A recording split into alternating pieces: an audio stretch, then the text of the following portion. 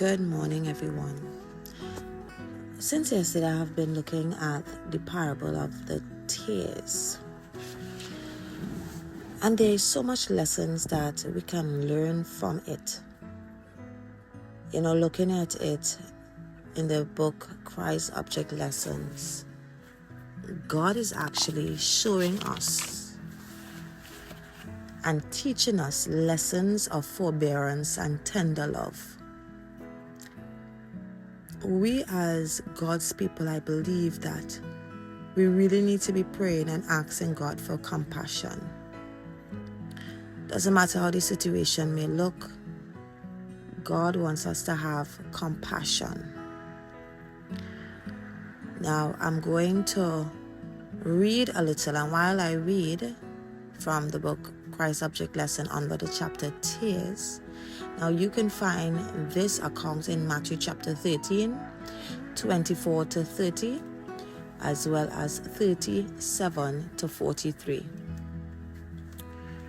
But it says that in teaching this lesson, in teaching this parable, God was actually teaching the lesson of forbearance and tender love. Let's ask ourselves a question. Do we have long suffering? Do we have love?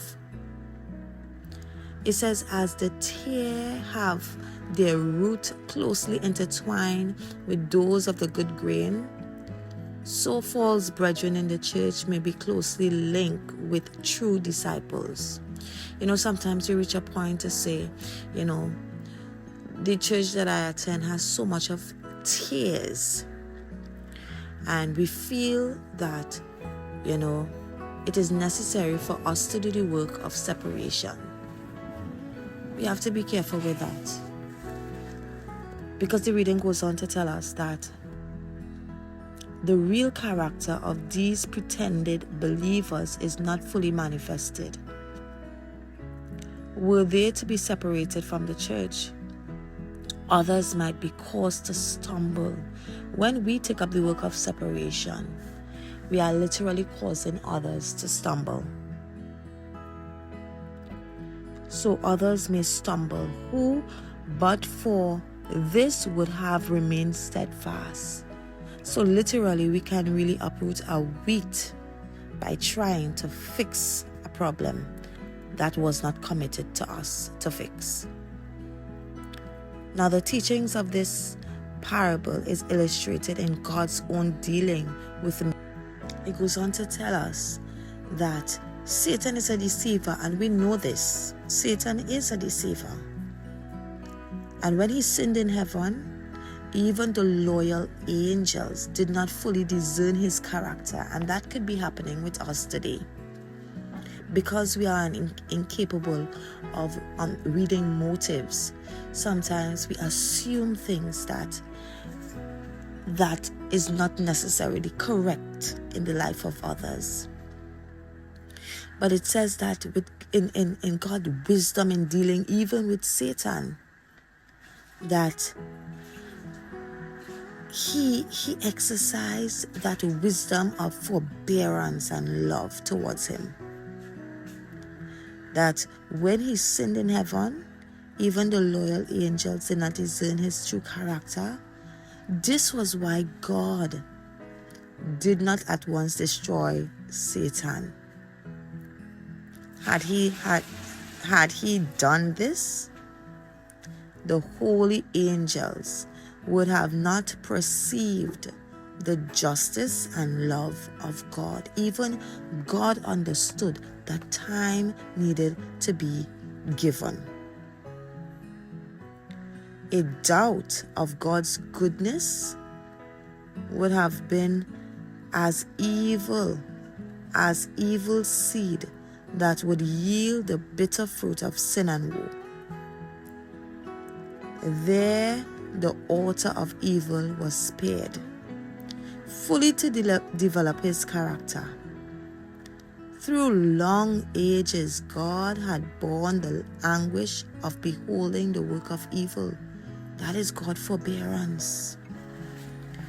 He has given the infinite gift. Who is the infinite gift that God would have given? Christ, rather than to leave any to be deceived by the misrepresentation of the wicked one.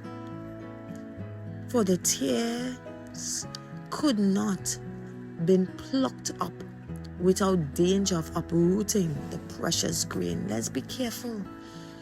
Let's be careful of the things that we are doing. God is doing his work. Once we faithfully do ours, he will do his. And shall we not be as forbearing towards our fellow men as the Lord in heaven, of heaven and earth, is towards Satan? Brethren, we give up too fast with the brethren that, we may think that they are in sin, they are in apostasy. When we look at it in the light of heaven, there was a doctrinal issue in heaven. Satan went against the character of God. The character of God was the doctrinal issue.